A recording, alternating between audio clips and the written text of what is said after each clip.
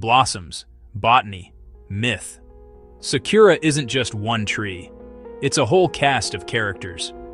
In botany speak, Sakura is the collective name for 11 species and several cultivars from the subgenus cherry, Prunus subg, Cerasus within the genus Prunus, native to Japan. When most people say Sakura, they usually mean the small-toothed cherry, Prunus cerulata. Here's the twist. Many trees called Sakura are grown just for show. They burst into clouds of pink. They burst into clouds of white, then drop tiny hard fruits that aren't meant for eating. Think of them as the supermodels of the cherry world. Ornamental first, edible second. I love how one word hides so much variety. Some bloom with 5 simple petals, clean, almost minimalist.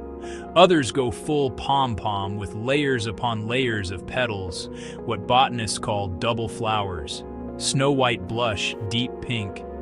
Some blossoms even change shade over a few days, like they're editing their own photo filter.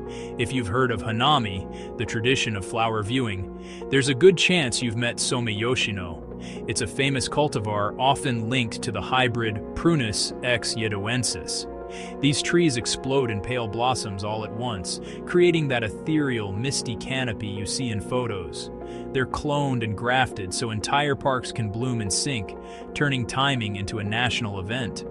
Sakura aren't the cherries you eat in summer. Those are mostly from other Prunus lineages bred for fruit. Sakura's small, inedible drupes are a reminder that evolution doesn't care about picnic snacks. It optimizes for survival and pollinators, not our taste buds. Let's zoom in. Prunus cerulata, the go-to Sakura, has serrated leaves, hence small-toothed. Prunus gemasakura, Prunus speciosa regional landscapes, each with its own bloom timing and petal shape.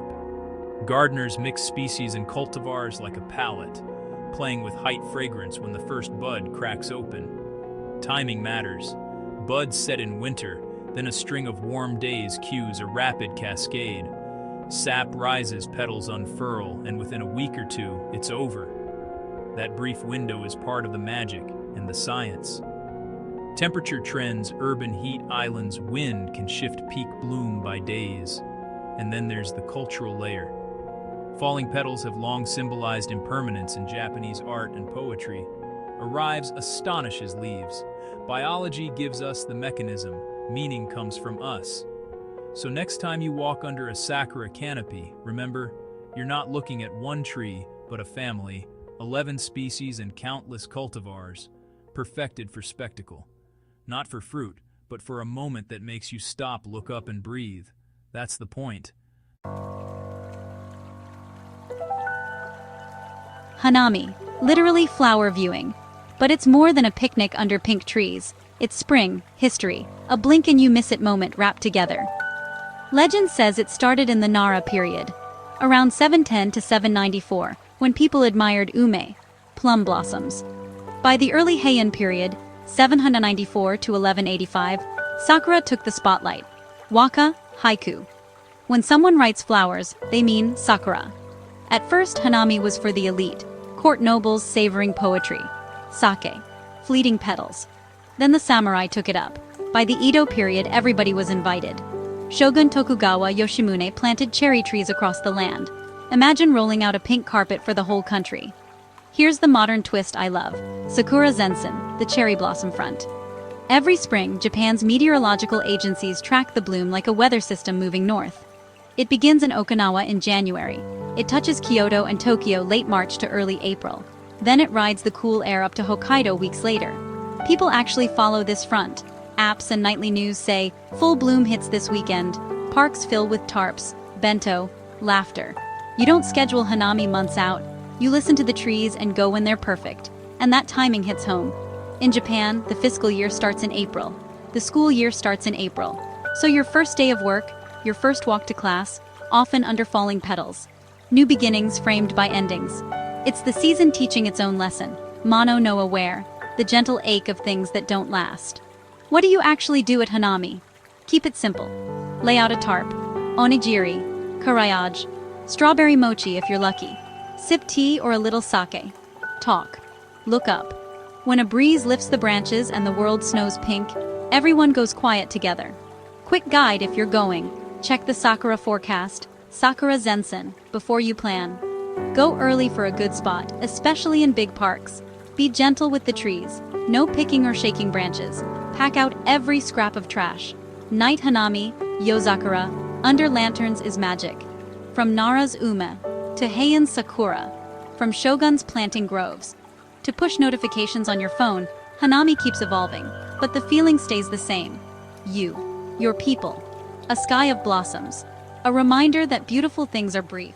So when the front reaches you, don't overthink it. Grab a tarp, call a friend, and meet the season under the trees.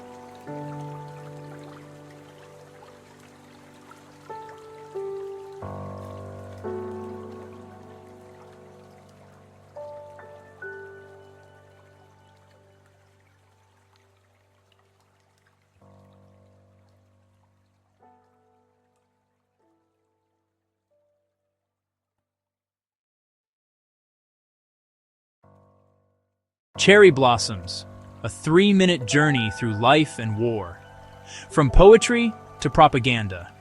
I'm standing under a burst of pink, and it feels like the sky is snowing. Cherry blossoms, Sakura. They bloom all at once, drift down before they wither. And in Japan, they've long been read like a poem you can walk through. They're often compared to clouds, here, then gone. So people use them to talk about life's blink and you miss it beauty. That's the heart of Mono no Aware, the tender ache of impermanence. Think of it as the quiet catch in your throat when something perfect is already fading. Buddhist ideas deepen that feeling. Nothing lasts, and that's exactly why it's precious. By the 18th century, writers like Motoori Norinaga put words to it, and ever since, Sakura have been shorthand for that sweet sadness. You can see it everywhere. Classical art, anime story beats, movie endings where petals fall at just the right moment. The image lands on kimonos, stationery, tableware, basically anything with room for a gentle pink print. There's even a folk song simply called Sakura, and J-pop keeps remixing the theme. But the story doesn't stop at beauty. It turns. In the early 20th century, a group of young army officers called themselves the Cherry Blossom Society. The metaphor of brief, brilliant life shifted towards sacrifice. Pre-war songs praised warriors ready to fall like blossoms. Poets urged endurance, comparing the dead to petals. During World War II, Sakura became a national symbol weaponized. Propaganda posters bloomed. Pilots painted blossoms on their planes. Some carried branches into final missions. Falling petals were reframed as youth giving their lives for the emperor. Even unit names nodded to wild cherry trees. Strategists invoked the image. Fleets blooming in a single, glorious strike. Last messages condensed into one word, Sakura. The state even encouraged the idea that the fallen would return as flowers. To this day, a 5-petaled Sakura shape sits in the heraldry of Japan's armed forces, where other militaries might use a star. Beyond Japan, planting cherries in colonies became a quiet flag in the soil, a way of saying, this is ours. And yet, the symbol still holds its gentler meanings. Walk the Imperial Palace grounds in spring, and the air is confetti. Check your coins. The 100 yen piece carries blossoms. Festivals draw crowds to picnic beneath the trees, a whole country scheduling joy around a forecast. Here's the paradox I keep coming back to. The same flower that teaches tenderness was once used to sell glory and loss. Symbols bend. They're shaped by whoever speaks through them. So what do I do under the blossoms now? I look up, I breathe, I let the moment be small and huge at the same time. I remember that beauty is brief, and that's the deal. The petals will fall, and that's why I notice them. If you ever get the chance, stand under a cherry tree at peak bloom. Don't take a photo right away. Just listen to the soft rain of petals. That sound, barely there, is the whole meaning.